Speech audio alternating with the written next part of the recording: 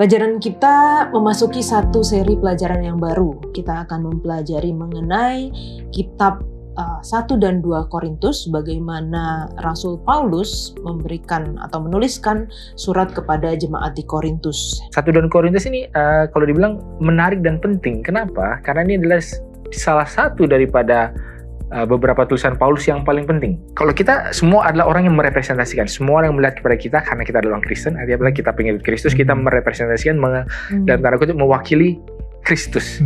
Tapi kalau dia apostle, orang diutus, harus ada sesuatu yang spesifik. Kalau secara arti yang pada saat itu ya, kalau kita mungkin bukan bilang arti sempit lah, tapi arti spesifik ya, memang orang yang memang diutus langsung secara Yesus. Siapa orang yang diutus langsung? Ya pasti orang yang sudah pernah ketemu dong. Kalau nggak ketemu ya siapa yang mengutus? Berarti utusannya kan berarti kan umum lah. Kalau yang umum ya kita semua loh.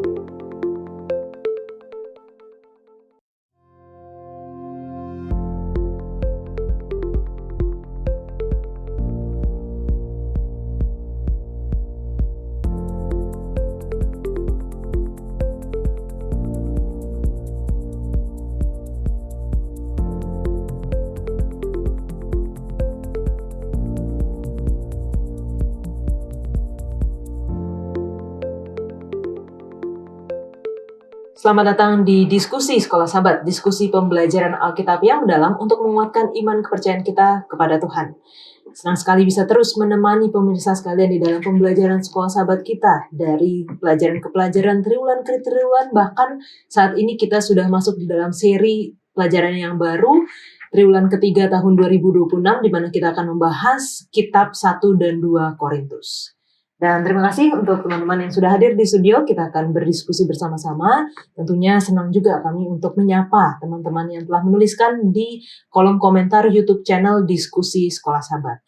Untuk yang pertama, boleh minta kesediaan dari Pendeta Wilson untuk membacakan. Baik, yang pertama ada dari Nova Moraida. Puji Tuhan, jujur saya sangat lebih dimudahkan untuk memahami pelajaran Sekolah Sahabat lewat channel ini. Kiranya Tuhan Yesus memberkati kita semua. Salam dari Jemaat Galilea Tongging. Lalu yang berikutnya dari Roselyn Sunga. Shalom, terima kasih penjelasan pelajaran Sekolah Sahabat. Melalui diskusi ini dapat membantu saya mengajar di kelas Sekolah Sahabat di gereja saya. Salam dari Lahad Datu, Sabah. Lalu yang terakhir dari Ronald Rambi. Terima kasih untuk penjelasannya. Tuhan Yesus memberkati. Amin. Silakan Ruth. Ini ada dari Ibu Yatin Kukung. Syukur puji Tuhan, penjelasan dari semua narasumber membantu saya dan rekan-rekan memahami lebih baik lagi. Terima kasih tim diskusi Sekolah Sahabat Hope Channel, Tuhan memberkati. Ada dari Bapak Martin Gambidau. Salam, amin. Saya bersyukur karena dapat belajar bersama Sekolah Sahabat yang mudah dipahami dan memberikan suatu pengetahuan baru yang agak mendalam kepada saya pribadi. Tuhan memberkati. Salam dari Gereja Sungoi Laut, Kota Marudu, Sabah. Yang pertama dari Renju Jeffrey. Terima kasih kepada tim perbincangan Sekolah Sahabat ini. Mendengar komentar para narasumber sangat membantu kebangunan rohani bagi saya secara pribadi. Lalu berikutnya datang dari Irelin Damit. Amin. Dan puji Tuhan dengan firman Tuhan melalui diskusi Sekolah Sahabat yang sangat luar biasa. Terima kasih Pak Pendeta. Selanjutnya datang dari Nancy. Puji Tuhan, satu pelajaran lagi yang dapat mempersiapkan umat Tuhan dalam menyongsong Sang Juru Selamat yang sudah tak lama lagi. Untuk tim Hope Channel Indonesia, diskusi yang sangat sederhana dan mudah dicerna bagi orang awam seperti saya. Salam hangat dari Jemaat Thousand Oaks, California, USA. Amin, puji Tuhan. Terima kasih untuk komentar-komentarnya, cerita dan kesaksian bagaimana program diskusi Sekolah Sahabat ini dapat membantu teman-teman semua di dalam pembelajaran baik secara pribadi, keluarga, dan juga di dalam jemaat. Dan tentunya seperti yang biasa kami lakukan, kami memiliki buku Sekolah Sahabat yang terbaru di triwulan ketiga tahun 2026 ini. Walaupun jumlahnya terbatas, namun jika Anda rindu untuk belajar bersama dengan kami dan sulit akses kepada buku Sekolah Sahabat ini, silahkan hubungi nomor call center Hope Channel Indonesia atau melalui media sosial Hope Channel Indonesia dan katakan saya ingin dikirimkan buku Sekolah Sabat seperti yang ada di tangan saya, dan kami akan mengirimkan ke alamat Anda masing-masing secara gratis atau cuma-cuma di wilayah negara Indonesia. Pelajaran kita memasuki satu seri pelajaran yang baru. Kita akan mempelajari mengenai kitab 1 dan 2 Korintus, bagaimana Rasul Paulus memberikan atau menuliskan surat kepada jemaat di Korintus dengan segala permasalahan yang ada di kota tersebut. Kita akan melihat bagaimana pelayanan Paulus bagi jemaat di kota Korintus, dan kita akan mempelajari apa yang bisa kita dapatkan juga, karena masalah-masalah di kota Korintus tidak jauh berbeda dengan masalah di dalam gereja yang kita alami saat ini. Setiap hari, miliaran pesan dikirim ke seluruh dunia. Pesan yang menghubungkan keluarga, sahabat, rekan kerja, dan komunitas. Meski caranya berubah, tujuan komunikasi tetap sama. Menyampaikan pikiran, perasaan, dan sesuatu yang penting untuk didengar. 2000 tahun yang lalu, Rasul Paulus juga melakukan hal yang sama. Ketika ia tidak dapat hadir secara langsung, ia menulis surat.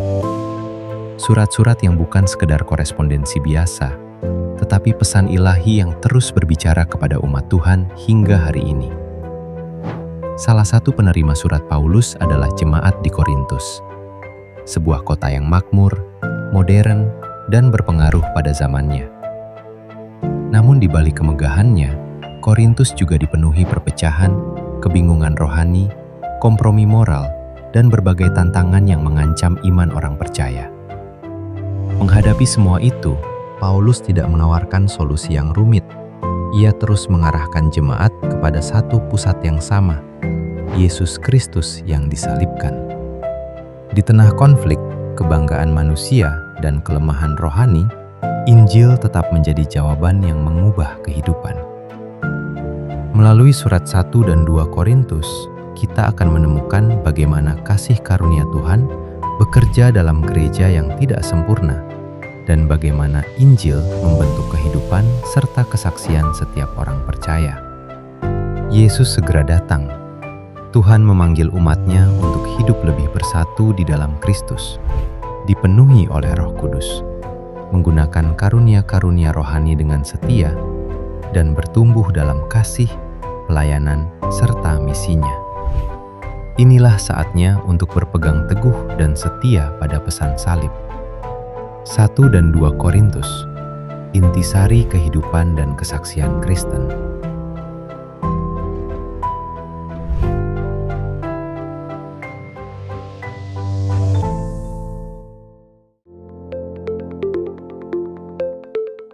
Pelajaran pertama dengan judul Pelayanan Paulus di Korintus. Ayat hafalan kita terdapat dalam Kisah Para Rasul 18 ayat 9 dan 10.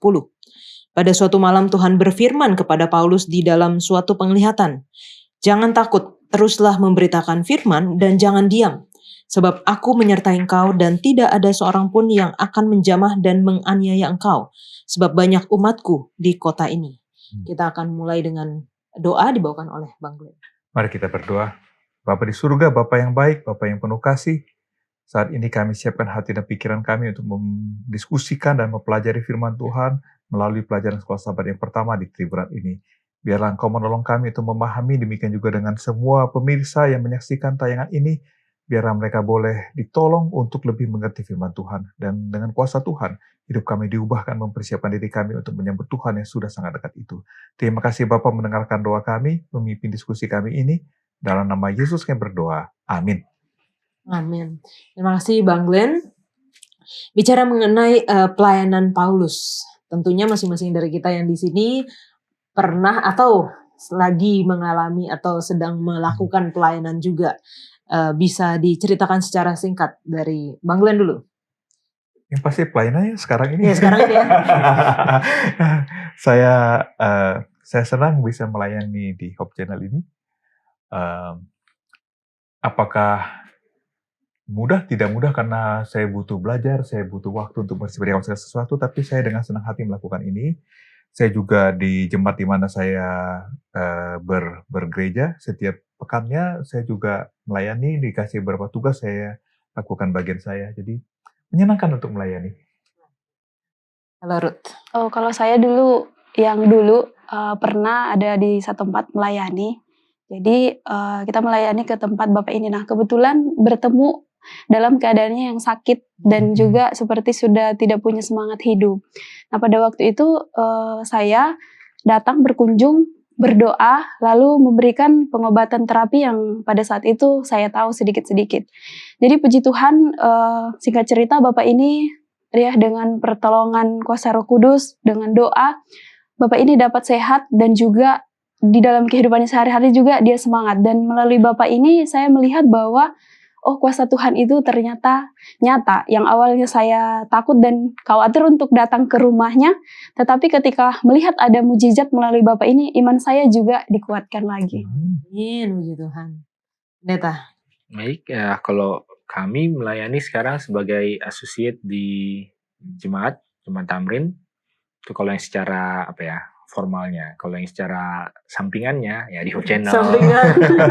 Di Hope Channel, lalu ikut terlibat juga di kegiatan ada namanya Indonesia Youth for Christ IYC, nanti ada konferensinya di bulan akhir Juli. Yeah. Ada juga YPBC misionaris. Jadi ya banyak lah selain di gereja, tentunya di luar. Kalau ya tentunya ada Bible study, ada orang-orang yang tiba random aja minta, ya itu kan ada juga. Jadi ya itulah, kita terbuka terhadap semua kesempatan yang ada. Jadi kalau ada yang tertarik mau Bible study, boleh silahkan hubungi Yola supaya Yola nanti bisa hubungi. Siap Pendeta.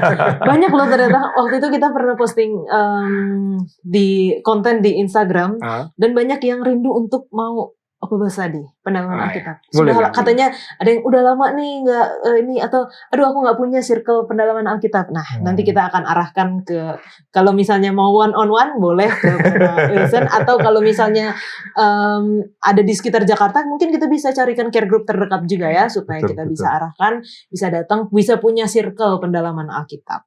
Oke. Pendeta Wilson, secara garis besar pelajaran kita 1 triwulan ini atau 3 bulan ke depan ini akan berbicara atau belajar tentang apa?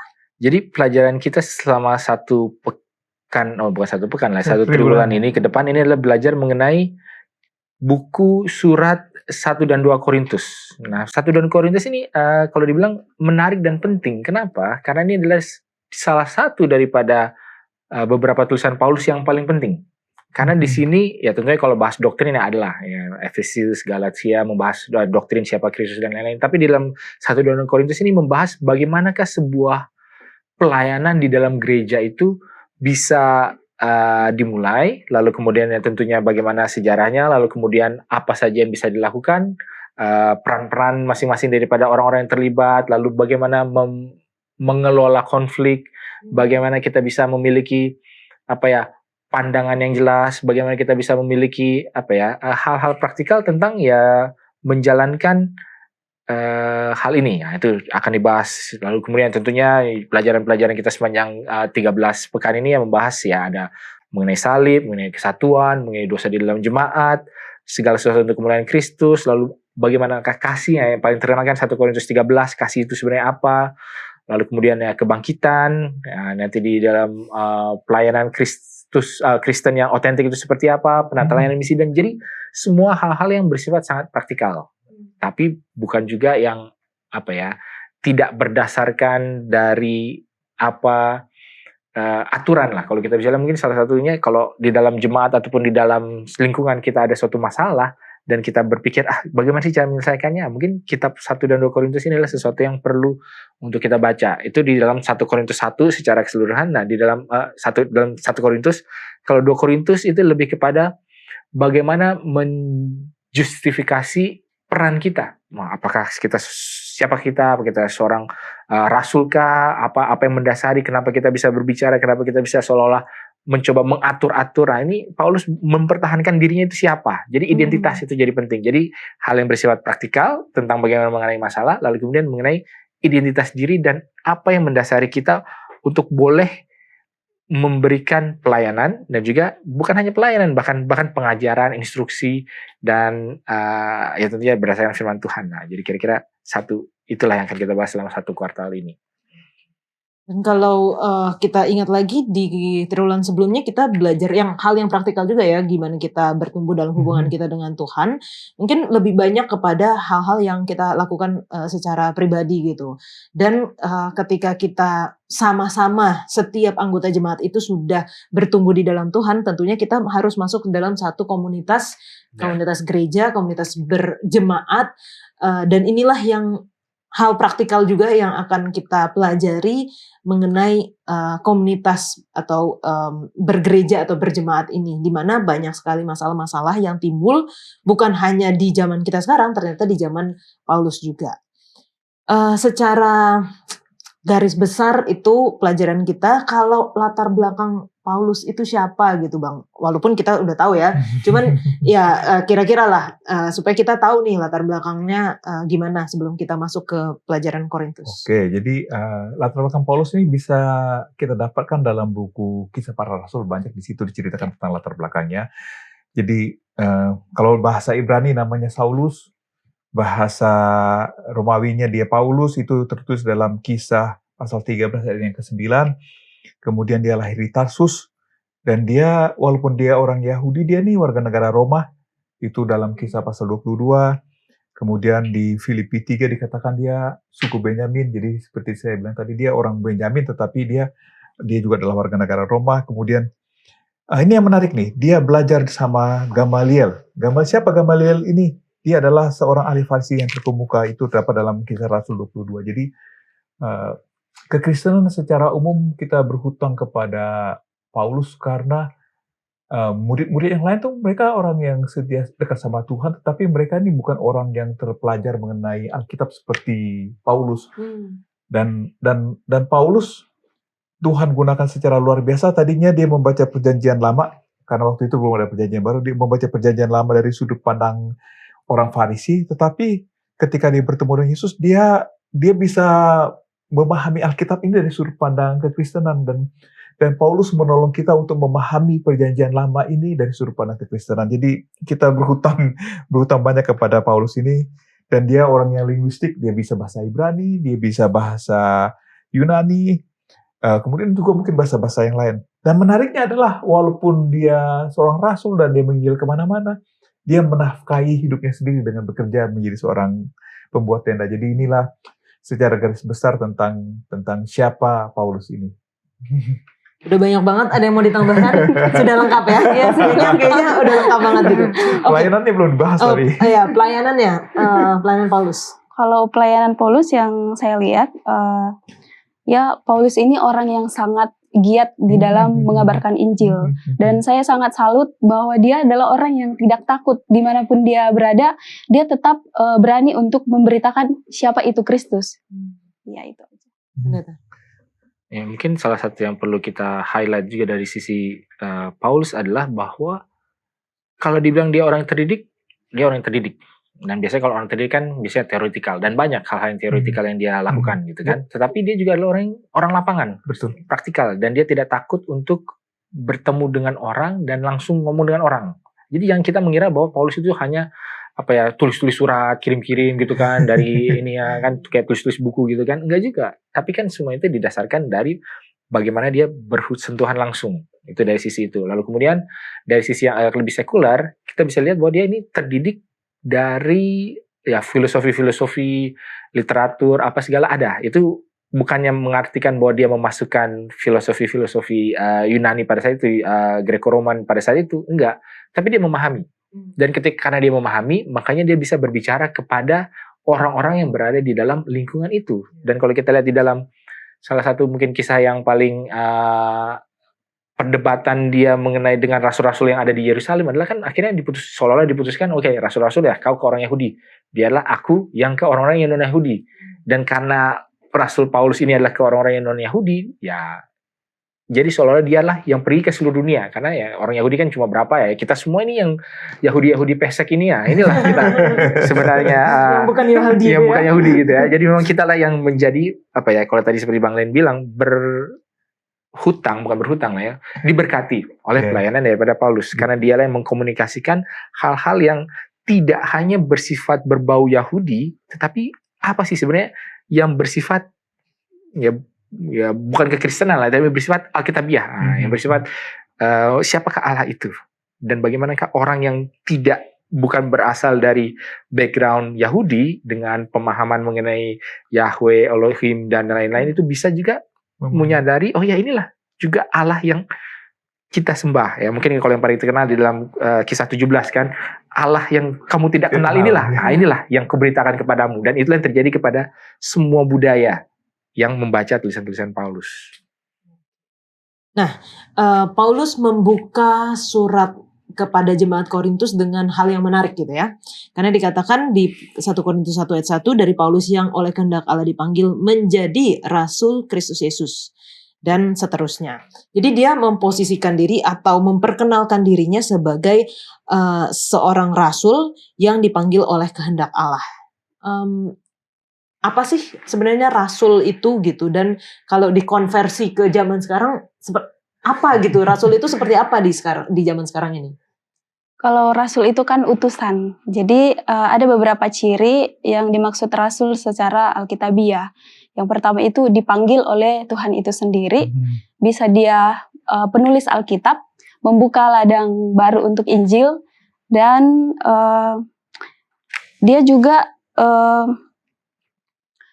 gelar rasul ini kan di zaman dulu itu pada zaman 12 murid dan juga sama dengan Paulus. Fungsinya memang sama untuk memberitakan Injil, tetapi yang ini berbeda kalau rasul dipanggil oleh Tuhan sendiri. Pelayanan di sekarang ini lebih mirip seperti pelayanan misionaris kalau menurut saya. Ya, ini seru juga nih tentang rasul ini. Jadi kalau kita lihat kriteria rasul di perjanjian baru, rasul itu berdasarkan 1 Korintus 9:1 itu saksi mata Yesus bangkit. Oke, lalu di Galatia 1:1 rasul itu diutus langsung oleh Yesus. Jadi nggak ada orang yang kata ujuk-ujuk lagi tiba-tiba bilang saya ini rasul. Kemudian di 2 Korintus 12:12 dia punya tanda mujizat, tanda heran. Kemudian di Efesus 2 ayat 20 menjadi fondasi gereja, yaitu ke-12 rasul. Jadi pertanyaannya, apakah sekarang ini ada rasul? Tergantung definisinya. Ya kan? Kalau definisinya tadi yang disampaikan bahwa rasul ada diutus, jawabannya ya. Masih ada orang-orang yang diutus untuk mengabarkan Injil. Tetapi kalau kita bicara definisi di perjanjian baru, otoritas doktrinal setara dengan Petrus atau Paulus, yang ada lagi, karena tidak ada lagi orang yang seperti mereka langsung diutus oleh Yesus. Tapi mungkin pendeta bisa. Kita tanya ke pendeta. Jadi memang kalau dibilang, kalau dalam kata bahasa Indonesianya kan utusan. Yep. Nah, di dalam 2 Korintus 5 ayat 20 juga dibilang bahwa kita adalah utusan. Tapi ini ada dua kata yang berbeda. Kalau dia apostol, itu kan artinya orang yang dikirim. Nah, kalau duta dia orang yang merepresentasikan. Jadi ini dua hal yang berbeda. Kalau kita semua adalah orang yang merepresentasikan. Semua orang yang melihat kepada kita karena kita adalah orang Kristen. Artinya kita pengikut Kristus, kita merepresentasikan dalam tanda kutip mewakili Kristus. Tapi kalau dia apostol, orang diutus, harus ada sesuatu yang spesifik. Apa nih? Sesuatu yang spesifik yang dibawa. Dan kalau secara arti yang pada saat itu ya, kalau kita mungkin bukan bilang arti sempit lah, tapi arti spesifik ya, memang orang yang memang diutus langsung secara Yesus. Siapa orang yang diutus langsung? Ya pasti orang yang sudah pernah ketemu dong. Kalau nggak ketemu ya siapa yang mengutus? Berarti utusannya kan berarti kan umum lah. Kalau yang umum ya kita semua lah umum. Tapi enggak, harus ada mandatnya. Dan murid-murid Yesus pada saat itulah yang memang disebut sebagai rasul. Dan Paulus ini disebut sebagai rasul juga karena ya kalau kita baca di dalam Kisah pasal 9 ya, dia juga bertemu dengan Yesus dan dia diutus. Kamu akan kuutus menjadi saksiku. Jadi sama juga. Nah, pertanyaannya apakah kita sekarang adalah rasul-rasul? Di dalam arti yang seperti itu berarti tidak. Tapi kita juga adalah seorang duta atau seorang representasi bagi Kristus. Nah, kalau misalkan ada orang yang bertemu dengan Yesus dalam mimpi atau dalam penglihatan lalu kemudian mengatakan bahwa saya diutus, saya tidak mengatakan itu tidak mungkin terjadi. Bisa saja. Tapi perlu kita uji dan kaji gitu. Jadi kalau ada orang yang mengatakan, oh ya kami ini rasul. Ya bisa iya. Jadi kita jangan langsung bilang enggak. Walaupun kemungkinannya kecil. Kemungkinan kecil gitu ya. Tapi bukan berarti tidak ada. Dan bisa jadi itu terjadi. Tapi paling tidak inilah bedanya antara rasul dengan utusan. Atau dengan representasi. Dengan perwakilan, ambassador gitu, kalau mungkin bahasa yang lebih tepatnya gitu. Nah, setelah kita lihatlah secara definisi gitu ya untuk rasul ini artinya paling tidak di zaman Yesus mereka adalah orang-orang yang memang diutus langsung oleh Yesus. Nggak semua gitu lah ya, nggak semua bisa menjadi rasul. Tapi paling tidak kita semua adalah utusan atau representatif gitu, adalah duta Kristus karena kita membawa nama Kristen yang artinya adalah pengikut Kristus. Tapi kita kan perlu tahu juga gitu apa panggilan kita. Bukan hanya oh ya kita orang Kristen tapi terus apa gitu. Udah jadi orang Kristen terus apa gitu. Apa yang menjadi panggilan kita sama seperti Paulus mengetahui panggilannya sebagai seorang rasul. Gimana caranya kita bisa tahu dan kita bisa melakukan panggilan itu, Bang? Jadi panggilan ini saya bagi-bagi jadi banyak beberapa. Pertama adalah panggilan universal, panggilan umum. Yaitu kita bisa lihat dalam Matius 28 ayat 19-20 bahwa kita semua dipanggil untuk mengikuti Yesus dan menjadi murid. Jadi semua kita dapat panggilan itu. Lalu kalau kita baca Efesus 4 ayat 11-12 ada panggilan spesifik nih, panggilan khusus. Ada yang jadi guru, ada jadi penginjil, gembala dan seterusnya. Jadi memang kita semua Tuhan minta menjadi saksi Tuhan, tapi dalam kalau kita bikin lingkaran besar itu, lingkaran kecil dalam itu ada yang ini saya panggil jadi guru nih, saya panggil jadi injil. Lalu pada saat yang sama juga Tuhan memanggil kita untuk melayani dia di mana kita berada, di keluarga, di tempat kerja, di komunitas. Itu tertulis dalam Kolose 3:23 bahwa apapun yang kita kerjakan untuk kemuliaan bagi nama Tuhan. Kalau dalam 1 Korintus 12 ayat 27 di sana kamu semua adalah tubuh Kristus dan kamu masing-masing adalah anggotanya.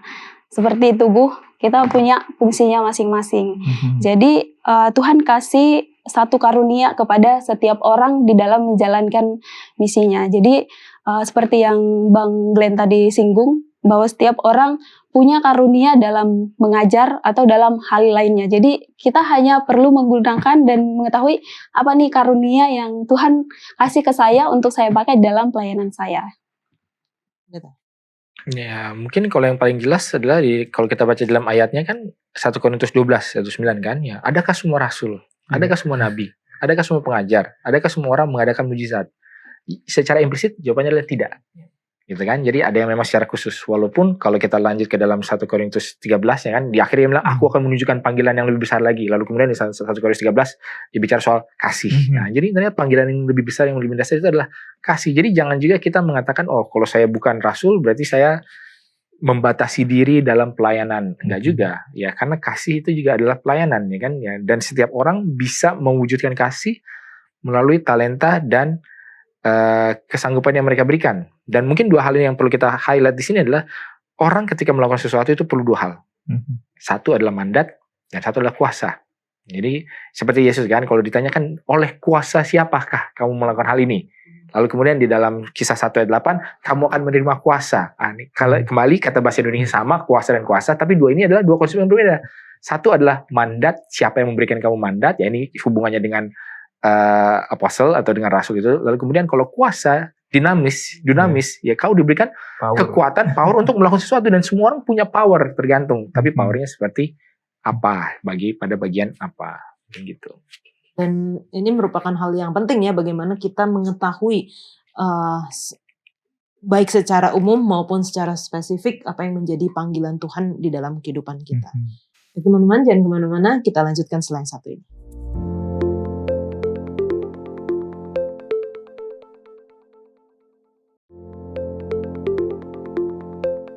Apa latar belakang Paulus sebelum Paulus datang sebelum Paulus ke Korintus dan apa yang Paulus lakukan di Korintus? Jadi sebelum Paulus ini pergi ke Korintus, dia singgah dulu di Athena dan di sana dia melihat bahwa ada berhala di sana. Tapi yang menariknya dari Paulus adalah bahwa ketika dia melihat hal itu berbeda jauh dengan ajaran yang dia punya, dia tidak menjadi takut, tetapi dia tetap memberitakan atau bersaksi tentang Yesus itu sendiri. Dan apa yang dilakukannya di Korintus sama dengan halnya apa yang dilakukannya juga di Athena. Karena kebiasaan Paulus itu adalah memberitakan firman Tuhan atau menginjil kepada orang-orang yang belum mengenal siapa itu Yesus. Dan juga saya suka dengan Paulus di sini bahwa di sana dia bukan hanya menginjil, tetapi dia juga mau untuk mencukupi dirinya dengan tidak membebani jemaat dengan membuat tenda. Jadi di sini saya melihat bahwa Paulus ini adalah seorang yang tulus di dalam setiap pelayanannya. Oke, jadi saya mundur lagi sedikit ceritanya Esther tadi. Kita mulai dari kisah pasal 16 bahwa sebelum saya cerita detailnya, jadi jadi ini seperti latihan nih, Paulus nih lakukan hal yang sederhana sampai akhirnya dia menjadi kuat. Jadi sama seperti orang minggu lalu kita diskusi, orang nggak bisa lari tiba-tiba 20 kilo, harus 5 kilo. Nah, dimulai kalau kita lihat di kisah 16 itu dimulai dia di Filipi. Dia memberitakan Injil, lalu dia dipenjarakan, masuk dalam penjara, lepas. Kemudian di kisah 17 bagian pertama, dia sudah di Tesalonika, dia berdebat di sinagog dan banyak orang percaya. Kemudian dia pergi lagi ke Berea. Di Berea itu dia bertemu dengan orang-orang yang belajar Alkitab setiap hari. Kemudian tadi di Athena dan akhirnya dia tiba di Korintus. Jadi Paulus itu tidak langsung ke Korintus, tapi dia sudah punya pengalaman. Dan saya percaya Tuhan sudah mempersiapkan Paulus dengan pengalaman-pengalaman ini untuk dia melakukan sesuatu yang luar biasa di Korintus. Dan mungkin yang menarik juga, kalau kita lihat salah satu yang paling, kata-kata yang paling kunci di dalam 1 Korintus ini kan di dalam 1 Korintus 2 ayat 2. Kalau kita baca, kalau tidak salah, kita bacakan bahasa Indonesia, katakan, sebab aku telah memutuskan untuk tidak mengetahui apa-apa di antara kamu selain Yesus Kristus, yaitu Dia yang disalibkan. Dan ini menjadi satu yang penting juga dalam latar kepada kenapa dia sampai di saat ini kan. Mungkin salah satu yang paling kelihatan adalah sebelum dia sampai di sini kan dia di Athena. Wah, di Athena ini mungkin ketika kita baca Athena ini, wah kayaknya keren ya, Paulus begini begitu, wah hebat dia mau berdiskusi dengan para filsuf-filsuf. Tapi ada juga celahnya gitu loh, dalam arti kebanyakan mengikuti pemikiran-pemikiran mereka akhirnya toh ditolak juga. Jadi kalau kita lihat di dalam Athena kan dia pertama masuk di Agora. Agora itu pasar. Lalu sampai ke Areopagus, itu akademis. Dia mau masuk naik sedikit lagi nih Akropolis, yaitu tempat spiritual lah, keagamaan. Belum sampai, dia udah mentok di sini. Ya mungkin karena terlalu banyak mencoba untuk beradaptasi dengan ini, ternyata susah juga. Akhirnya dia bilang, udahlah, kalau di Korintus adalah saya nggak mau tahu apa-apa lagi. Yang penting hanya Kristus dan Kristus yang disalibkan. Dan ya seperti tadi yang Bang Ren bilang, mungkin pengalamannya dia kan membawakan tadi dari Filipus, di penjara, lalu kemudian di Tesalonika ditolak, lalu di Berea selalu diterima, lalu kemudian di Athena, begini. Akhirnya semua itu memberikan informasi, oke, sekarang saya bisa seperti apa.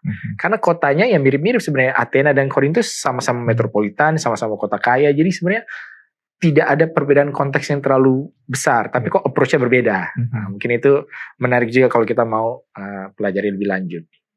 Kalau kita belajar dari sekolah sahabat kita, dikatakan Paulus pergi ke Korintus dalam perjalanan misi yang kedua, dan dia tinggal di sana selama 1,5 tahun dan memulai kegiatan misinya di sinagog. Jadi artinya walaupun Paulus memang diutus kepada orang-orang non-Yahudi, tapi tetap dia memulai pelayanannya di sinagog atau di dalam rumah ibadah kepada orang-orang Yahudi terlebih dahulu. Dan akhirnya tadi seperti yang pendeta sudah jelaskan, jangkauannya Paulus itu pertama adalah di pasarnya gitu ya. Jadi kalau kita bayangan pasar sekarang kan kayak orang jualan, tapi dulu itu di tempat orang berkumpul, itulah pasar gitu. Jadi dia memang punya keinginan, kerinduan yang besar sekali gitu untuk menyatakan Yesus kepada banyaknya orang.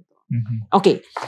Selanjutnya, kalau tadi latar belakangnya Paulus sampai pelayanannya di Korintus, dan kita tahu surat Paulus yang di dalam 1 Korintus dan 2 Korintus adalah setelah Paulus tidak lagi di Korintus ya, walaupun jadi Paulus sudah melakukan pelayanan di sana.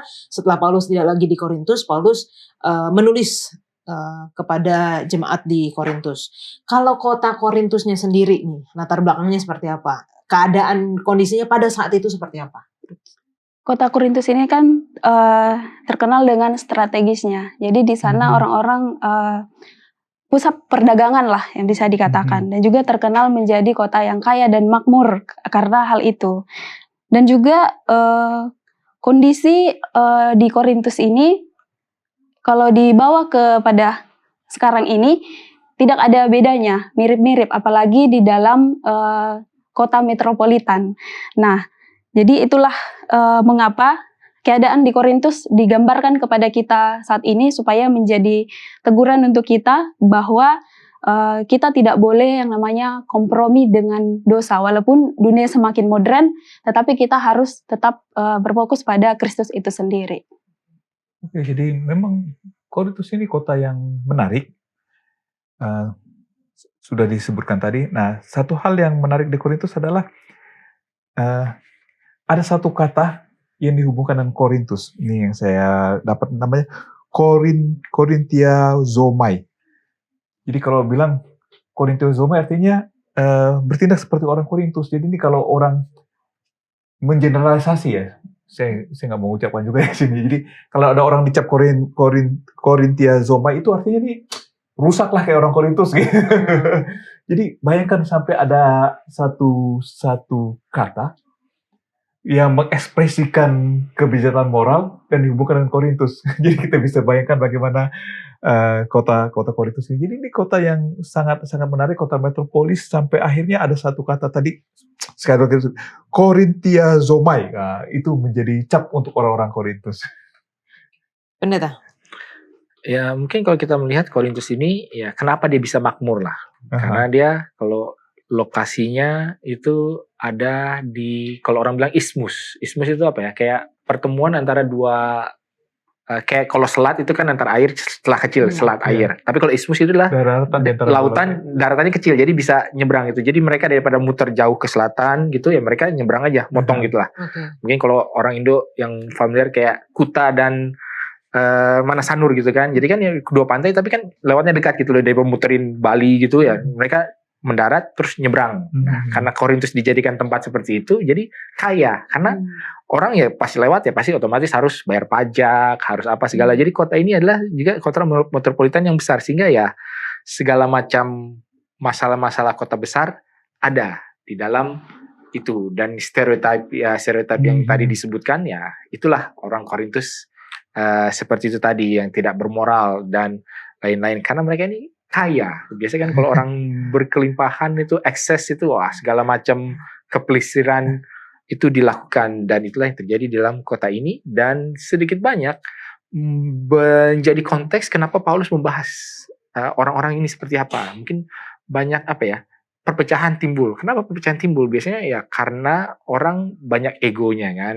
masing-masing punya, saya yang bisa, saya jago, saya apa segala macam. Makanya Paulus itu mengatakan ya semua kaulah seperti tubuh Kristus, ada yang begini, ada yang begini, ada yang punya karunia ini, ada yang punya karunia itu. Jadi itulah tambahan latar belakang dibalik surat kepada orang-orang di Korintus ini, jemaat di Korintus ini. Dan karena banyak orang di sana, artinya budaya-budaya semuanya bertemu. Bercampur. Kalau kita baca juga ada banyak dewa-dewa yang disembah di sana, bahkan kebejatan seksual atau amoralitas ya. Jadi kita melihat begitu kompleks gitu sebenarnya kota Korintus, dan mungkin mirip gitu dengan kondisi kita sekarang yang dimana kalau kita di kota besar metropolitan, kita menemukan masalah-masalah yang sama, bukan hanya di dalam kehidupan kita sehari-hari, tapi juga di dalam kehidupan berjemaat gitu ya. Oke. Kalau kita baca di dalam Kisah Para Rasul 18 ayat 4-8, kita menemukan bagaimana Paulus itu berkhotbah kepada orang-orang di Korintus. Apa hasil dari khotbah Paulus dan bagaimana respon Paulus menanggapi hal itu? Jadi di sini respon Paulus ada dua respon yang dia dapat waktu dia memberitakan Injil. Yang pertama, dia mendapatkan penolakan keras, dan juga ada yang menerima firman itu. Tetapi di sini waktu ada yang tidak menerima firman itu, dikatakan bahwa dia mengibaskan pakaiannya, dan juga dia lepas dari tanggung jawab kepada Tuhan. Artinya orang ini sudah dikasih tahu nih yang benar, tapi tidak mau. Dia tidak memaksa orang ini untuk menerima apa yang Paulus telah sampaikan. Dan juga melalui penolakan yang diterima Paulus tidak berhenti sampai di sana. malah dia keluar dia kan awalnya memberitakan firman itu di orang-orang Yahudi, tapi dia keluar daripada Yahudi ke non-Yahudi. Jadi jangkauan penginjilannya dari penolakan menjadi luas setelah itu. Ya, jadi hanya mengulangi lagi apa yang telah dikatakan bahwa ada 4 kelompok nih ketika Rasul Paulus berkhotbah. Pertama adalah orang Yahudi. Orang Yahudi ini menolak dan melawan. Lalu menariknya ada Titius Justus. Dia terima Paulus ke rumahnya.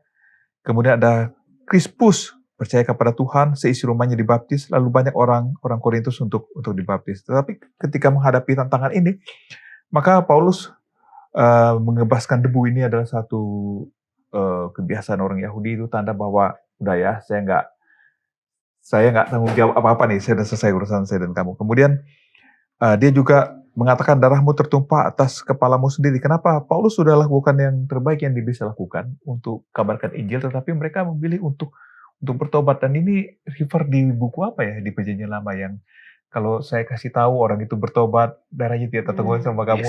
Yeskiel ya, saya lupa Yeskiel. Jadi ini sebenarnya Paulus sedang refer kepada buku Yeskiel. Dan menariknya adalah akhirnya ini merupakan titik balik kepada Paulus, bahwa akhirnya dia katakan, saya tidak hanya kepada orang Yahudi, tapi dia melebar kepada orang-orang non-Yahudi mengabarkan Injil. Dan kalau kita lihat responnya itu kan tidak selalu diterima. Yep.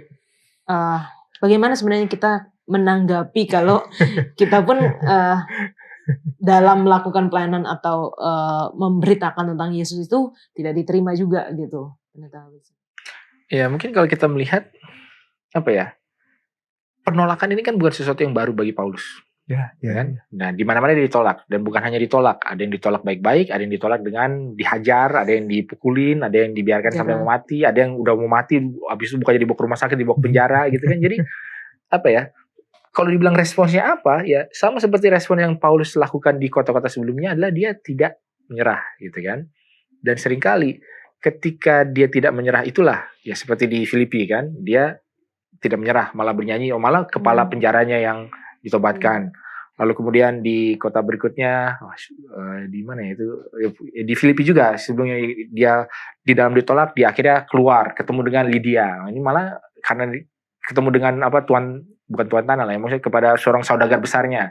Dan sekarang di sini kita lihat bahwa ketika dia di Korintus ditolak, dan dia pindah, malah kepala rumah ibadatnya yang bertobat gitu. Jadi kalau dibilang respons apa terhadap penolakan, ya ini yang selalu kita ulangi juga ya, apa bedanya orang benar dengan orang fasik? Orang benar adalah yang jatuh 7 kali, bangun 7 kali. Sementara orang fasik jatuh 1 kali dan sudahlah rebahan terus dia sampai nggak bangkit-bangkit. Jadi responsnya adalah ya bangkit. Karena apa? Akan ada hal yang bisa dicapai, akan ada hal yang bisa digapai, menjadi buah daripada perjuangan kalau kita lanjut. Dan itulah yang Paulus tunjukkan sebagai contoh bagi kita. Dan tentunya responsnya adalah ya juga harus bijaksana. Bukan berarti kalau ditolak balik ke tempat yang sama terus-menerus, ya dia cari jalan lain, cari lokasi lain, cari orang lain. Bukan artinya, wah saya ditolak sama satu orang pertama yang saya ketemui, saya tidak akan maju ke orang lain sampai dia bertobat. Wah ini bisa nggak maju-maju kita gitu kan. Jadi harus bijaksana juga dalam hal ini. Terima kasih pendeta untuk penjelasannya. Kita akan lanjutkan, jangan kemana-mana.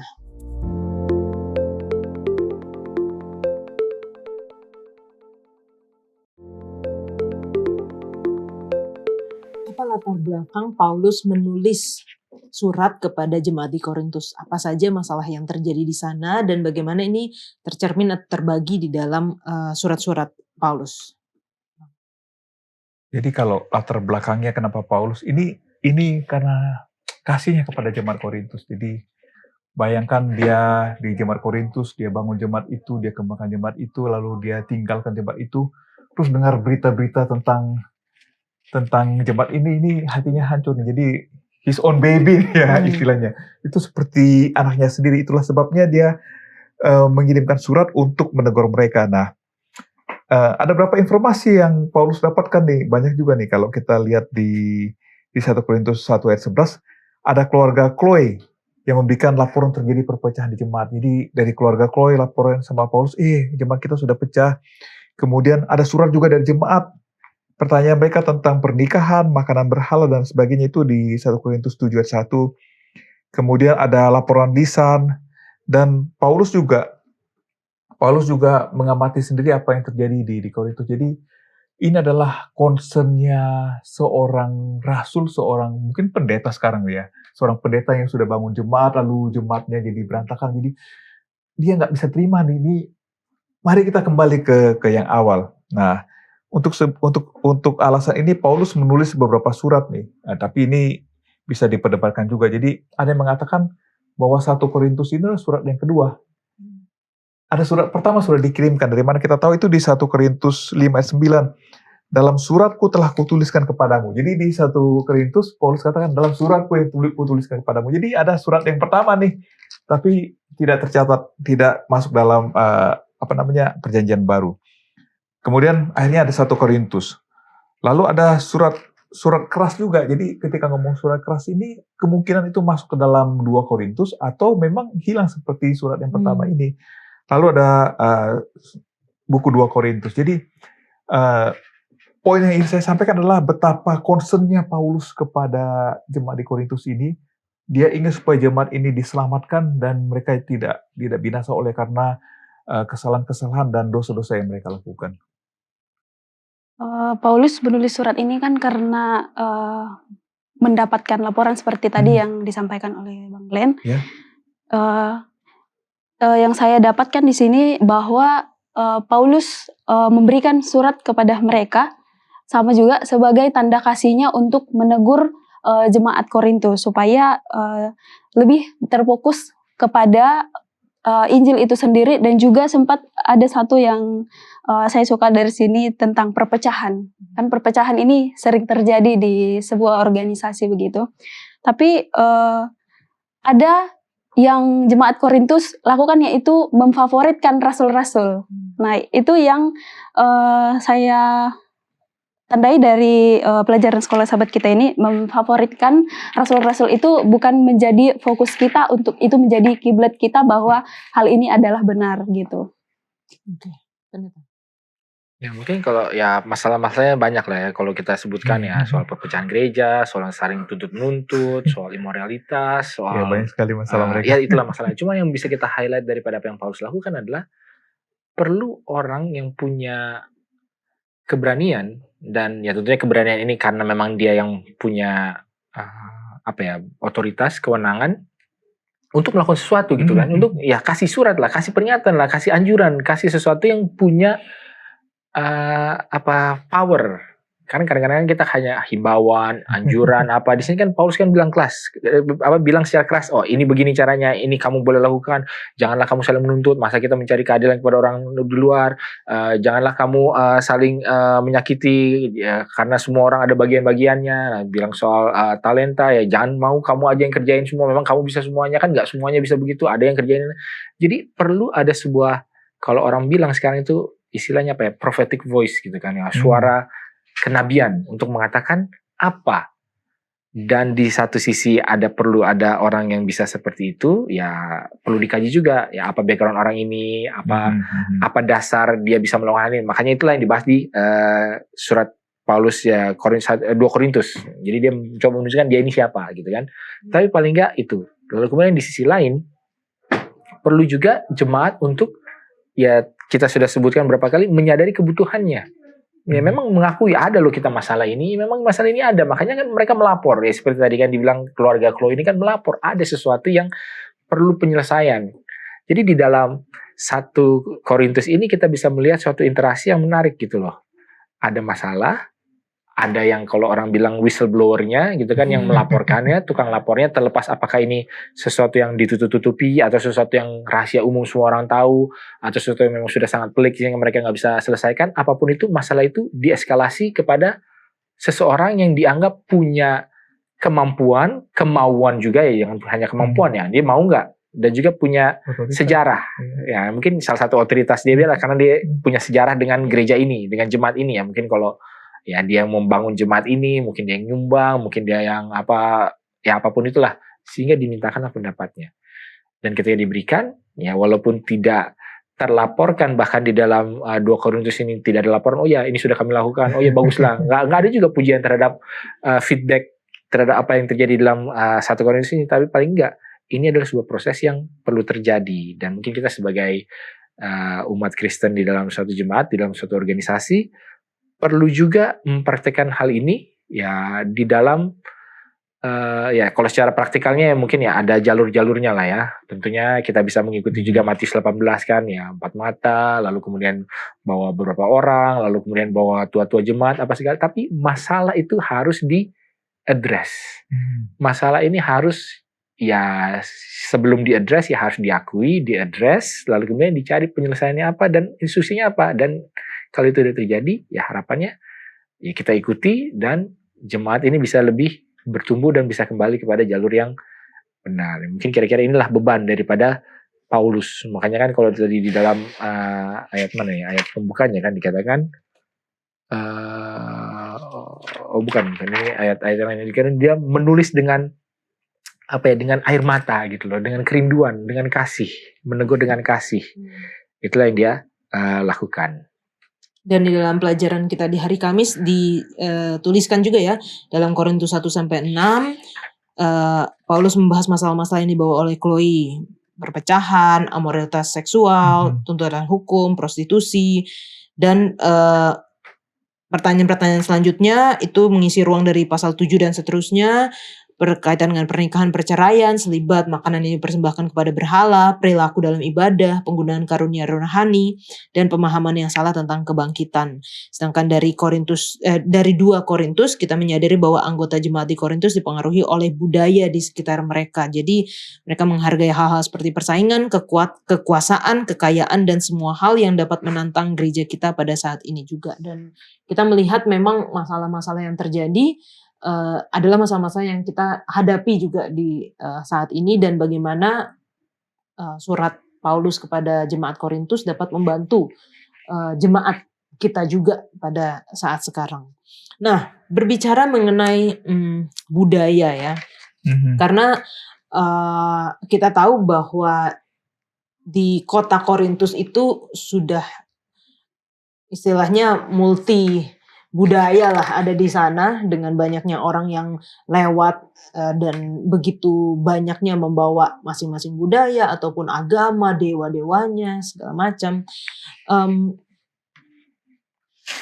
Mereka dipengaruhi oleh budaya yang ada di jemaat Korintus. Dan bagaimana bagi kita sekarang yang hidup di dunia ini dikelilingi dengan banyak pengaruh dan salah satunya budaya, kita dapat menggunakan budaya itu bukan kita mengikut kepada budaya itu, tapi kita menggunakan seperti apa yang Paulus katakan, bagi orang Yahudi aku menjadi seorang Yahudi, bagi orang yang hidup di bawah hukum Taurat aku menjadi orang yang hidup di bawah hukum Taurat, bagi orang-orang yang lemah aku menjadi seperti orang lemah, bagi semua orang aku telah menjadi segala-galanya supaya aku sedapat mungkin memenangkan beberapa orang dari antara mereka, tanpa kita melakukan kompromi terhadap prinsip-prinsip Alkitab.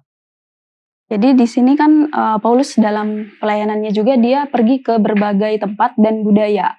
Tapi di sini Paulus tidak membuat budaya itu menjadi satu penghalang dia untuk memberitakan firman. Malahan Paulus mengikuti budaya mereka, tetapi yang utamanya adalah Paulus tidak terlibat di dalam dosa-dosa yang dilakukan di tempat itu. Nah, pengalaman saya juga ada hampir-hampir mirip, yaitu di tempat saya dulu pernah melayani. Di situ kental dengan yang namanya mistis. Jadi di sana kita datang ke rumah mereka, berdoa bersama dengan mereka, dan biasanya kalau mereka ini sakit dan lama sembuh, mereka akan menggunakan alternatif pengobatan kampung namanya. Jadi akan ada acara beberapa hari dan ada juga acara untuk makan, menjamu masyarakat yang akan datang begitu. Jadi ada seseorang yang mengatakan, nggak usahlah datang ke sana karena sudah berbeda dari ajaran agama begitu. Tapi saya dan teman saya datang karena tujuan kami datang ke sana bukan mengikuti ritual, karena ritual yang diadakan itu malam hari. Kami datang siang hari sampai sore lalu pulang begitu. Jadi yang kami lakukan di sana itu menolong masyarakat di sana, dan kami melakukan tindakan itu sebagai bentuk kasih kami. Tetapi yang paling utama di sini yang harus ditandai adalah bahwa kami datang bukan untuk mengikuti ritual, tetapi kami datang untuk membantu bentuk kemanusiaan gitu. Ini menarik karena tidak ada satupun yang lepas dari budayanya. Seringkali kita bicara budaya itu kita langsung berpikir tradisi-tradisi gitu. Sebenarnya contohnya kita yang tinggal di Jakarta ini, kita juga punya budaya sendiri. Yang kadang-kadang kalau orang luar Jakarta datang, mereka juga rasa, kok aneh gitu kan. Nah, jadi apa yang dilakukan oleh Paulus sebenarnya dilakukan juga oleh Yesus. Perhatikan ketika Yesus ketemu nelayan, dia ngomong tentang menangkap ikan. Bertemu petani, dia ngomong benih. Dia ketika ketemu gembala, dia ngomong gembala yang baik. Jadi yang Yesus gunakan adalah menggunakan cara berpikir mereka, budaya mereka untuk memasukkan kebenaran. Jadi ini adalah jembatan ya istilahnya ya, sebagai jembatan untuk memasukkan kebenaran. Tapi yang paling penting adalah bahwa kita tahu nih mana yang bisa dikompromikan, mana yang cuma budaya. Jadi bicara tadi, terima kasih untuk ilustrasinya bahwa contohnya adalah kita harus menyembah hanya kepada Allah dan tidak menyembah berhala. Itu jelas. Tapi Paulus menggunakan pemahaman orang pada saat itu untuk menolong. Contohnya tadi sudah kita bahas bahwa Allah yang tidak dikenal. Nah, Allah yang tidak dikenal. Jadi dia menggunakan bagian daripada budaya itu untuk memberikan pesan kepada mereka. Karena kita juga harus akui bahwa di setiap budaya itu ada baiknya, ada yang tidak baiknya. Jadi yang paling penting adalah bahwa kita tahu apa itu kebenaran, apa itu prinsip, tapi metode bisa berubah, disesuaikan dengan situasi dan kondisinya. Saya tidak katakan ini yang paling benar. Contohnya adalah ini hanya contoh saja ya. Zaman dahulu kala tidak ada buku Alkitab, adanya gulungan gitu kan. ketika jadi percetakan itu juga terjadi jadi pertentangan. Ada baiknya, ada yang tidak baiknya. Lalu ketika semua yang manual ini menjadi digital juga menjadi pertentangan. Tapi selalu ada baiknya, ada tidak baiknya. Jadi biarlah kita berdoa kepada Tuhan bahwa Tuhan bisa menolong kita untuk menggunakan metode-metode yang tepat kepada audiensnya supaya itu bisa menjangkau mereka. Tetapi pada saat yang sama kita bisa membuat pemisahan yang jelas antara mana yang prinsip yang tidak bisa dirubah dengan mana yang bukan prinsip yang bisa kita sesuaikan dan kita adjust dengan situasi setempat. Makanya dalam diskusi sekolah sahabat kita menggunakan Alkitab untuk orang-orang yang masih nyaman dengan Alkitab, dan ada juga yang digital ya. Karena kita perlu untuk menjangkau juga orang-orang yang udah ngerasa kayak udah ada kok semua di sini gitu. Ya bicaranya bahasanya berbeda ya, bahasanya gayanya berbeda seperti itu. Neta Wilson. Ya, mungkin dalam hal ini ada dua pasang konsep yang mungkin bisa mengilustrasikan. Yang satu adalah isolasi dengan insulasi. Ini apa bedanya isolasi dan insulasi? Isolasi adalah kalau saya tidak kuat dingin, saya mengisolasikan diri pergi ke Bali, gitu kan, jauh gitu kan. Atau saya tidak kuat dingin, tapi saya menginsulasi diri sendiri. Jadi saya pakai baju hangat. Saya tetap di tempat dingin itu, tapi dua-duanya kan tidak terpengaruh oleh dingin. Tapi karena satu jauh di sana ya, tentu aja dia nggak terpengaruh. Nah, kalau kita terisolasi sebagai sebuah gereja, sebagai sebuah jemaat terisolasi dari lingkungan kita, ya apalah, kita bikin gereja jauh dari orang-orang. Ya kita tidak terpengaruh, tapi kita juga tidak mempengaruhi mereka. Nah, ini memang sesuatu yang sangat berbahaya.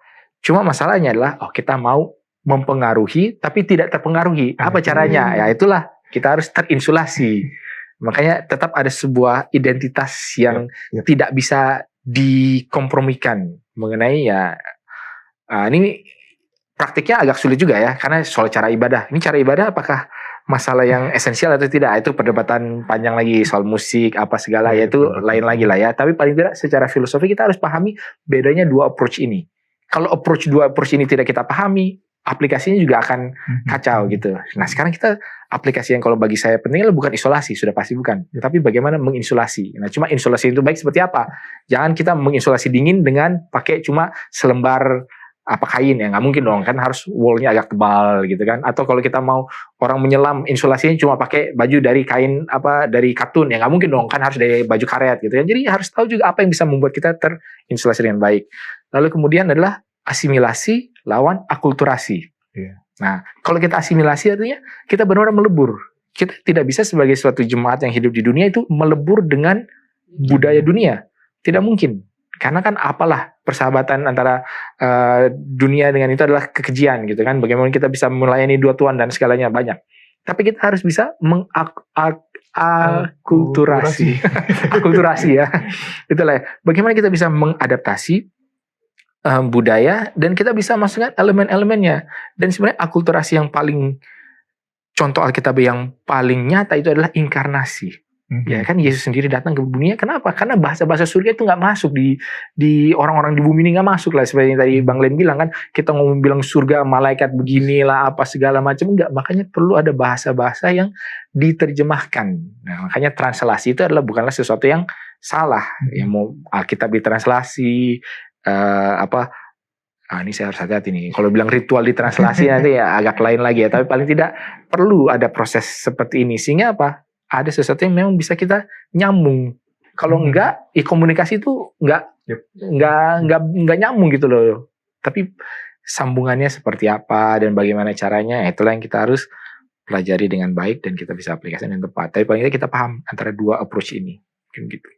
Dan dari Pendeta Wilson penjelasannya, kita harus berhati-hati ya, berhati-hati untuk berada di tengah mungkin, tapi kondisi. Berhati-hati untuk maju, bukan berhati-hati untuk mundur. Okay. Kita tetap harus maju, tapi majulah dengan hati-hati. Ada beda, kata berhati-hati dulu, mundur aja kita sejauhnya. Isolasi dong. Mungkin gitu. Iya, kita berhati-hati tapi untuk terus maju gitu ya. Jangan sampai kita akhirnya terikut atau melebur bahkan di dalam budaya-budaya dunia ini. Oke, Pendeta boleh berikan kesimpulan dari pelajaran yang pertama ini. Mungkin jadi kesimpulannya adalah kalau kita melihat tentang apa yang terjadi di dunia ini, kita perlu punya sebuah beban. Nah kan kalau tadi bicara soal rasul, apa sih rasul? Rasul itu adalah orang yang punya karunia, orang yang punya beban, dan juga orang yang punya buah. Gitu. Jadi harus ada semuanya gitu loh. Jangan kita tidak punya kapasitas tapi punya kemauan, punya beban. Nah itu sulit juga. Punya kapasitas, punya beban, tapi nggak ada buahnya. Berarti ada metode yang salah. Jadi maksudnya kan hal-hal ini ketika semuanya ini terjadi, inilah yang bisa menunjukkan bagaimana kita bisa menjangkau jemaat, menyelesaikan masalah, membawa mereka ke dalam suatu level yang lebih tinggi, yang lebih baik, yang kita inginkan ya. Tentunya semua harus sesuai dengan Alkitabiah. Makanya itu penting sekali untuk mendapatkan baik sebuah mandat dan sebuah kuasa untuk melakukan. Dan Paulus ini pada saat ini menunjukkan bahwa dia punya keduanya. Nah sekarang bagaimana pengaplikasiannya bagi diri kita, kepada lingkungan kita, itulah yang harus kita cari tahu tentunya. Tapi tidak bisa tidak, harus ada aplikasi dan harus ada yang kita lakukan terhadap lingkungan di mana kita berada, baik itu di jemaat, di sekolah, di kantor, di keluarga, ya dimanapun kita berada. Terima kasih Pendeta Wilson, Bang Glenn dan juga Ruth, kita sudah berdiskusi.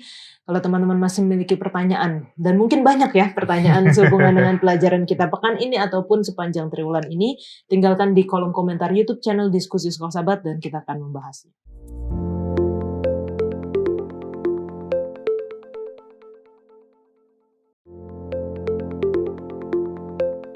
Saat ini kita masuk dalam sesi tanya jawab bersama dengan Pendeta Gute Maedi. Shalom Pendeta. Shalom Yola. Ini merupakan pelajaran pertama dari seri yang baru Pendeta. Kita sudah masuk di pelajaran 1 dan 2 Korintus. Tapi karena masih ada pertanyaan sehubungan dengan pelajaran yang lalu, kita masih akan terima dan menjawab pada pelajaran ini. Yang pertama datang dari Arya. Saya seorang remaja, saya mau membagikan tentang Tuhan ke teman-teman sekolah saya. Tapi gimana caranya? Saya pernah bilang mereka salah kalau nggak gereja hari Sabat, tapi malah dijauhi. Ya, terima kasih Arya. Ini menarik sekali ya pertanyaan ini. Apalagi ini datang dari pengalaman pribadi. Jadi seorang remaja yang ingin menjadi saksi bagi Tuhan kepada teman-temannya, tapi mendapat penolakan. Jadi tadi disinggung tentang pekabaran Sabat. Ini pekabaran yang penting dan sangat esensial dari doktrin yang ada di Alkitab kita.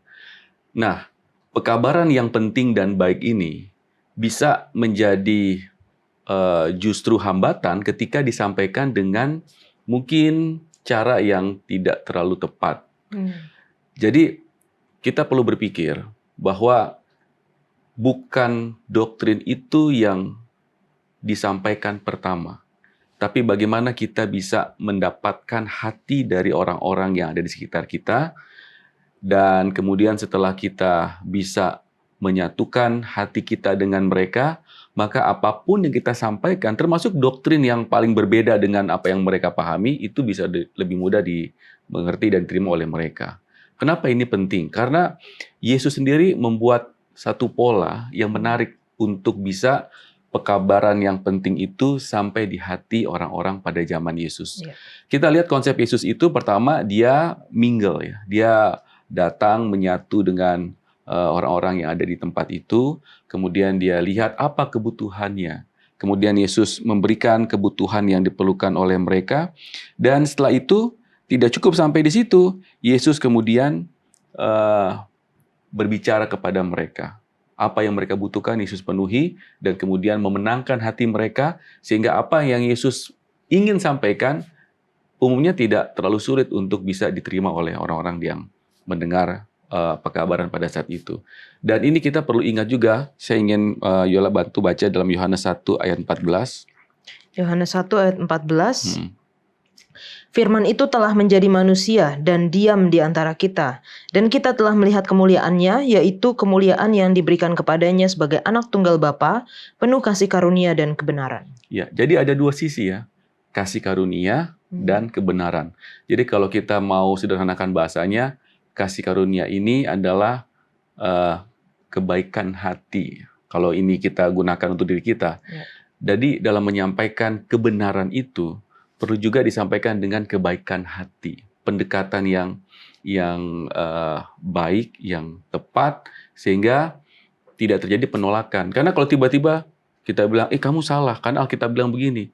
Ya, agak susah bagi mereka untuk menerima, karena mereka umumnya kan sudah punya konsep, ya, ya entah itu merupakan suatu kebenaran atau belum benar secara utuh, itu hal yang lain. Tapi setiap orang sudah punya konsep. Nah, ketika kita punya pekabaran yang benar, yang datang bersumber dari Alkitab seutuhnya, maka ini juga perlu disampaikan dengan cara yang benar dan baik tadi.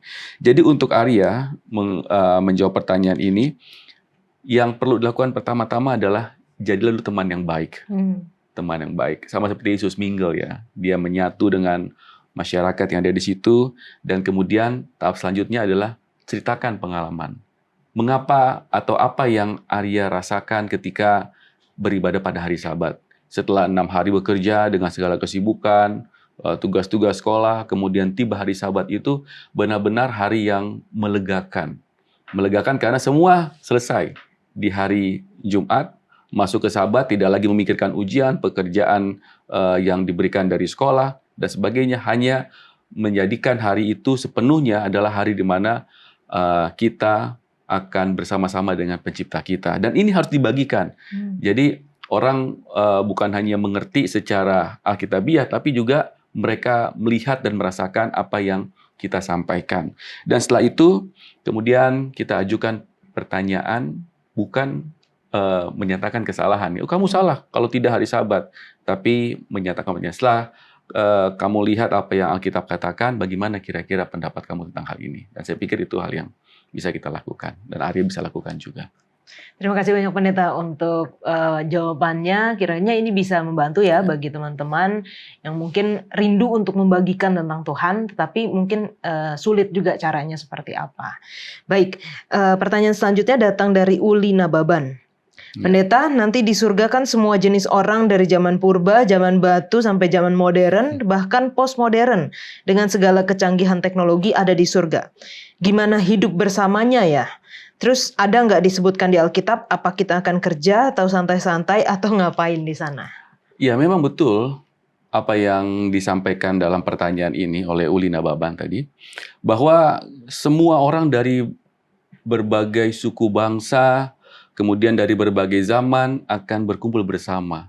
Dan pertanyaan ini menarik juga, bagaimana mungkin bisa terjadi? Kalau kita lihat dari perspektif pada hari ini, kelihatannya sulit. Karena ya kita hidup di zaman era apa ya, 4.0 atau 5.0 sekarang kita. Dan bayangkan dulu di zaman sebelum air bah, mereka hidup masih sangat primitif ya, dengan bahan yang sederhana, dan kemudian kita harus tinggal sama-sama. Bayangkan seperti apa situasinya. Tapi kita perlu ingat, surga itu bukan berbicara soal teknologi, soal zaman, soal era, soal tradisi, kebiasaan, tapi surga itu berbicara mengenai Tuhan. Jadi ketika orang bahkan di zaman sebelum air bah percaya kepada Tuhan, mereka hidup di zaman pertengahan percaya kepada Tuhan, dan kita hidup pada hari ini percaya kepada Tuhan yang sama, maka konsep Tuhan itulah menyatukan kita. Dan di surga kita tidak memikirkan lagi soal-soal perkara-perkara yang kita temui dunia ini, seperti teknologi dan sebagainya. Kita memikirkan bagaimana kita bisa hidup dengan penuh sukacita bersama dengan pencipta kita. Nah, ini yang kita perlu pikirkan. Pertanyaan kedua adalah bagaimana aktivitas kita di surga? Apakah surga itu menjadi membosankan? Tapi kita perlu baca juga ya dalam Yesaya 65 ayat 21 dan 22. Ini aktivitas apa yang kita lakukan di surga? Yesaya 65 ayat 21 dan 22. Mereka akan mendirikan rumah-rumah dan mendiaminya juga. Mereka akan menanami kebun-kebun anggur dan memakan buahnya juga. Mereka tidak akan mendirikan sesuatu supaya orang lain mendiaminya, dan mereka tidak akan menanam sesuatu supaya orang lain memakan buahnya. Sebab umur umatku akan sepanjang umur pohon, dan orang-orang pilihanku akan menikmati pekerjaan tangan mereka. Ya, jadi jelas ya, di surga kita bukan hanya duduk-duduk dan tidak ada aktivitas, tapi akan banyak sekali kesibukan. Tapi bukan kesibukan seperti dunia ini. Kalau di dunia ini kita bekerja karena ya akibat dari dosa. Kita meninggalkan Taman Eden, orang tua pertama kita dulu, Adam dan Hawa, hidup enak tadinya, mereka hanya berjalan-jalan menikmati ciptaan Tuhan, tapi setelah dosa mereka harus bekerja. Dan kita bekerja ini karena dosa yang terjadi di Taman Eden, sehingga kita harus bersusah payah, berpeluh kesah. Tapi di sorga bekerja itu bukan karena dosa, tapi karena kita menikmati kebersamaan dan waktu yang tidak terbatas bersama dengan pencipta kita. Jadi ada berbagai macam aktivitas yang akan membuat kita tidak lagi merasakan kepenatan, lelah, kebosanan, dan sebagainya. Dan kemudian ada lagi yang kedua yang kita lakukan di sorga. Di dalam Wahyu 22 ayat yang ketiga. Oke, Wahyu 22 ayat yang ketiga. Di sini dikatakan, maka tidak akan ada lagi laknat. Tahta Allah dan tahta anak domba akan ada di dalamnya, dan hamba-hambanya akan beribadah kepadanya. Dan ini yang paling penting. Selain tadi membangun rumah,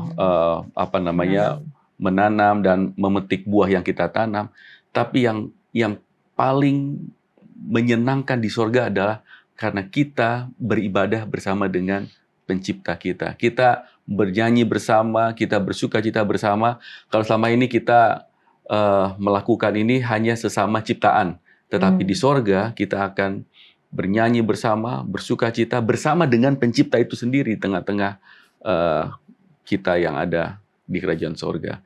Jadi bayangkan peristiwa demi peristiwa yang akan terjadi di sorga itu adalah peristiwa yang tidak pernah membuat kita terasa bosan. Tidak pernah kita jemu untuk melakukan ini. Kita akan terus mengulang dengan ibadah yang bersukacita dari waktu ke waktu, dan yang paling penting adalah bahwa ini kita lakukan bersama-sama dengan pencipta kita. Baik, terima kasih Pendeta untuk penjelasannya, luar biasa. Kiranya ini dapat menjawab untuk teman-teman yang bertanya, dan mungkin ini terakhir untuk pelajaran yang triwulan lalu ya. Jadi ke depannya kita akan menjawab pertanyaan dari seri pelajaran yang baru, yaitu 1 dan 2 Korintus. Dan saat ini kita kembali ke studio.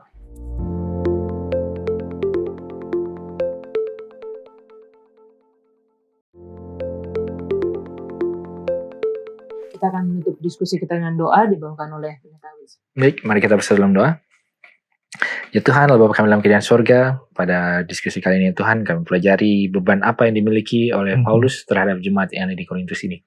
Biarlah beban yang sama boleh kami juga miliki terhadap lingkungan di mana kami tinggal, dan juga berikanlah kepada kami hikmat kebijaksanaan bagaimana kami boleh menjadi bagian daripada solusi terhadap apa yang perlu dikerjakan, dilakukan, dan berikanlah kepada kami keberanian juga untuk boleh melakukannya, Tuhan.